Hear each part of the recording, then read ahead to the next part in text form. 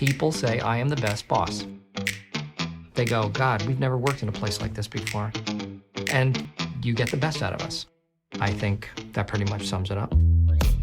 Welcome to another episode of Good Boss, Bad Boss. I'm Joey, your host, and today we're diving into a topic that every manager faces at some point in their career: hiring and firing. As I had to grow my team from 0 to 18 people in 18 months, I've had my fair share of experience, made a ton of mistakes, some of which I am unfortunately still paying for today. Honestly, nothing turned out as I expected. And these are really moments in my manager life that are etched in my memory, filled with a lot of emotions, a lot of tough decisions, regret, and powerful lessons that I will hopefully share with you today. But before we get started, we've got a voicemail from a listener who has a relevant experience she wants to share. Let's take a listen. Hi, Joey. It's me, Nadia. One of my biggest challenges is letting people go. And I had an experience in my career where I failed to let the person go. And there was a call for 1 hour where I was like going around and beating around the bush and not able to say to the person, okay, we have to like part our ways and go separate routes from now on. In the end, like I think like in a few months, this person was let go. But for me, it was like very huge learning and a lot of feedback from the HR. But I think as a manager, it's always letting people go is associated as, okay, I am a bad person. And I think like since I have like people pleasing tendencies and many of us have, a lot of our different past traumatic experiences, like letting people go was always an associated to me with being a bad person. How can I be a bad person? So that's the biggest challenge that I had to overcome. Nadia, I feel you. I've been in similar situations and had those exact thoughts. I'm going to dive into all of that and we're going to break it all down. But first, let's start at the beginning with hiring. So, hiring is something that a lot of managers have to do, and it's also the more exciting part of the job because building a team is really a great, amazing experience. It's a great opportunity to really handpick and curate your dream team. A lot of times we work with people that we don't always like and we have to tolerate them. But now, like, you get to choose who you work with and who will contribute to your vision. Personally, I just really love meeting and discovering new people. It's also like the start of something new, and a start of a new job can often be like a start of a new life. So it's something that I'm passionate about. And in my case, I found myself in the midst of a tech boom. Like, we just raised a lot of money. It was rocket taking off. Like, we literally needed to hire at breakneck speed. I was hiring 1 to 2 new people per month. At first the speed was really a thing. And in the beginning, I successfully hired like a few people within a few months. And I was like, ooh, this is working well. Like, it gave me a confidence boost, maybe a little bit too much confidence. Because when things are working well, then you think, oh, I must be doing so great. It's really until you have some challenges that you really need to understand your methodology and whether you're doing things right. And so for me, things really start to get trickier when I had to expand my team beyond a scope that I'm familiar with. So when I was hiring people to work on content, which is my bread and butter, it's what I've built my career on. I know very well how things work and what I need them to do. But when I had to expand my team more to new scopes that I didn't fully grasp, that's when they start to fall apart a little bit. Because hiring people for scopes you know versus scopes you don't know is really completely different, for me at least, a completely different approach. For a long time, I've firmly believed in the saying that you should hire people that are smarter than you. You should hire people to do things that you can't do. So then you're expanding the expertise and the skill set of the team. So I thought I'm just going to hire the smartest person in that domain, and then they will figure out the strategy, and they will figure out like how we get there of where we want to go. I had some pushback from my bosses on some candidates that I'd chosen. Is this person the right profile that we need? And it led us to ask, well, what's the profile that we need? to know what profile you need to know what the strategy is and what you actually plan to do. So that's when, I went back to the idea that we should hire people that are better than you, and I shouldn't be the one building the strategy. It's like a situation where the term strategy is such a vague term and it gets thrown around and nobody really knows what they mean when they say it. I was thinking of the how to, the plan, execution, whereas what the strategy was needed there was just to narrow down what success looks like, especially for scopes that are quite broad, like communications, social media, what platforms, like what do we want to achieve there? What are our focus for the next 12 months? All of those things are part of the strategy that I, as the manager, should have figured out before hiring someone.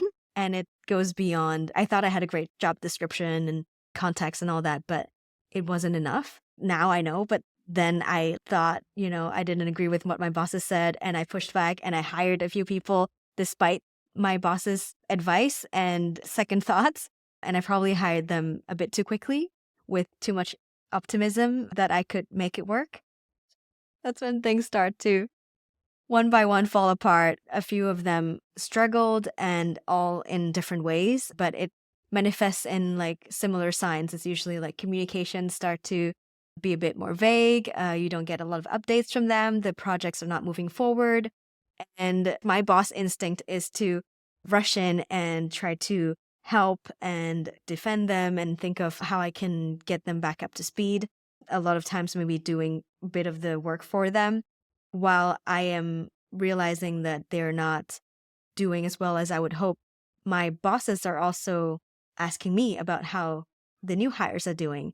And I think there's some ego tied to it because I hired these people against my boss's advice. I really need to make it work and show that I didn't make the wrong decision.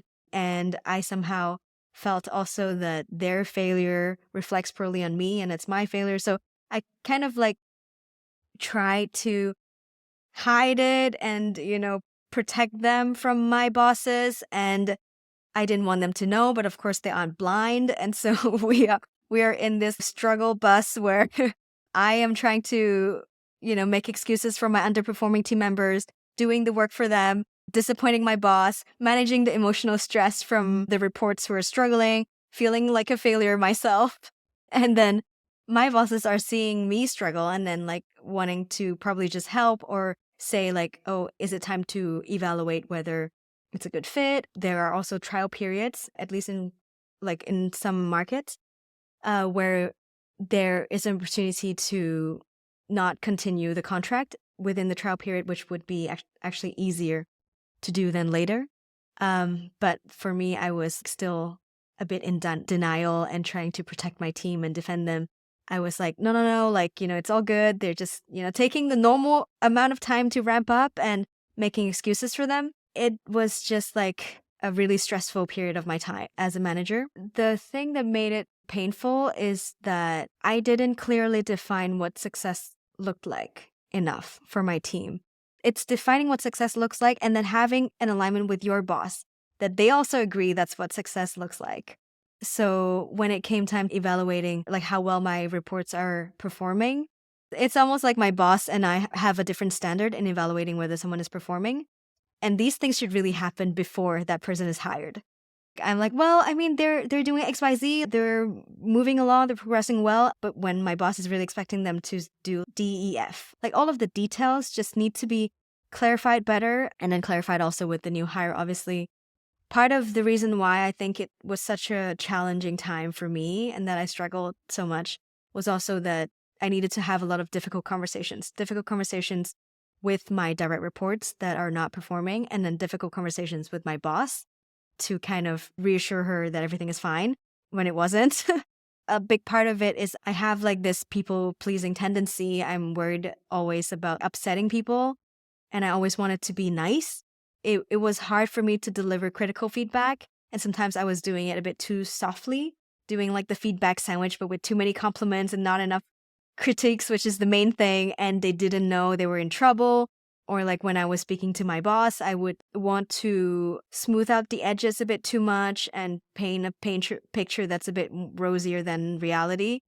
I think it's a whole emotional journey for me to like overcome. And it took me a while. Like honestly, at that point I was completely blind to this. Like Joey now speaking, I kind of confused being nice with being kind. Like I was being nice to people. I was not saying like things that would upset them, but I wasn't really necessarily being kind to them in a sense that I wasn't being honest when things were not going well. And so what it meant, it might like be a bad surprise to them when they realize that, oh, actually it's that bad. Oh, actually, like I am really at risk of losing my job because I was trying to be nice. And then also, it's not just about the direct reports that were not performing. It's also about the rest of the team that were performing, that were doing well. They were pulling extra weight for the people that were underperforming, or they were getting less of my attention and my support.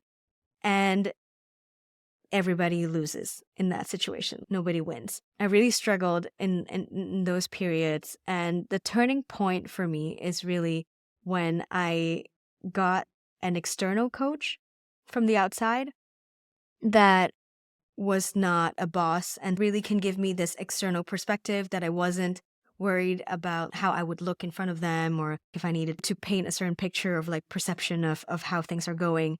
And that external professional coach really helped me take a step back and pull my head out of the water and see the situation. And I remember the coach asking me, "What do you want to say to your boss?" And the first thing I responded was, "I want to give her what she wants." And my coach was like, "Ah." And we clearly identified the problem of me, which is I wasn't even objectively thinking like what's best for the situation or like what I want to do or not do, but I was just trying to please my boss because I was worried that she's upset with me or she doesn't like me or whatever. And it was really like a light bulb moment where I started to be like, okay, well, I need to just remove all the emotions from this situation and objectively think about what's best for the situation, for the team, for the direct report, for myself. And sometimes, objectively, what's best for the situation is to end relationships that aren't working for anyone. And it's not necessarily a failure for me or for my direct reports to admit that it's not working. And so once I have accepted that, then I needed to deliver some bad news. And, that's when we have to get to the part where we have to fire someone or letting people go. And of course, it's a long journey for me to get to that decision. It's kind of like stages of grief that you slowly, like in denial, and then you slowly get to acceptance. There was my own acceptance that took me weeks or months at times. And then there is the acceptance of my team members. Maybe I've made that click. For them, some of them is still news, especially when I've sometimes failed to communicate effectively, which, was my case sometimes. And so for them, it could be a shock, and we kind of need to give space to absorb that and digest that. The first one or two cases actually happened pretty peacefully and cordially, and there was mutual understanding. But there were other times where it got more emotional and sometimes even adversarial. Like there was situations where, there was a lot of emotions. So of course I wanted to stay friendly and keep a good relationship. But sometimes it's also too much to ask. Sometimes it's people just, they needed to also have a clean break, and that's fair as well. But I would say like my big mistake was to let it drag out too long and wasting precious time, and then affecting also like some of the projects and delaying the progress that we could have made. At the same time, now like that I've started also managing managers, and I try to, coach them and tell them like, hey, I made those mistakes, and so when you're hiring and identifying like some things are not working, you might want to do XYZ. And I see that they hear it, but they can't necessarily always take it. And I kind of see myself in them, like when I didn't take my boss's advice, because sometimes you just have to learn things by doing it. There are unfortunately some cases where the managers that I'm managing repeated the mistakes that I made. But I guess it's just the rite of passage, and you just have to go through them. The biggest takeaway for me is like you can be a bad boss with the best intentions. And I think for me, what drives me as a manager, like I love connections, I like building relationships. I see myself as a people person. I like to encourage people. And I thought that those are my qualities, which to an extent they are, but they are also kind of like my downfall, so to speak, or they stopped me from being an effective leader. They gave me blind spots. It put me in a tunnel vision where, oh, I'm a people person, so I can't upset people. I can't fire. I need to like support them and defend them like at all costs. But sometimes that's not the best thing to do. And sometimes helping people grow is letting them go to environments that suit them. And it doesn't have to be emotional. Like sometimes, you can focus just more on the facts, be more objective. And I think I personally attach too much emotions to the whole situation and thinking that if it doesn't work out, it's a failure when it's not the case. It's not a failure when it's not a match. My failure is in my failure to see that it's not a failure to let people go. For a lot of them, actually, it worked out for the better. Most of them found jobs that they are happier with, and they are super, like, they're so happy in their new roles that it's the best thing that happened to them sometimes. But anyway, I think I realized that I needed more of a balance. I can be a people person. I can be like empathetic while being objective and see things for what they are and acknowledge when situations aren't working out. That's a really better way to lead and manage a team. So as I've been reflecting on this whole experience, I have quite a different take on what being a good boss means to me now after this whole experience. Before, I would probably say that being a good boss means you always have your team's back, you support them when they're not working out, you give people second chances, you're empathetic, and you try to always care about people's feelings. But now I see the limit to that, and I think it's only a narrow view of what a good boss should do. Now I think it's really like about identifying the best environment for every individual to thrive in, and then to hold people accountable, and not like a good boss doesn't need to babysit everyone. You should set the frame, the guardrails, the rules, and like what success looks like, and then allow people to perform. And sometimes it works out and sometimes it doesn't. And when it doesn't, that's okay. But a good boss should be able to have those conversations in an objective way and not get too many emotions like blended into it, because it's sometimes just not helpful. There's a difference between caring about how people feel versus just leading every decision with our emotions. I think that's probably the biggest learning for me personally. So that's it for today. Thank you so much for listening. If you enjoyed the episode, feel free to share with someone, rate and review. You can subscribe to my Substack so you don't miss another episode. I'll see you next time. Bye.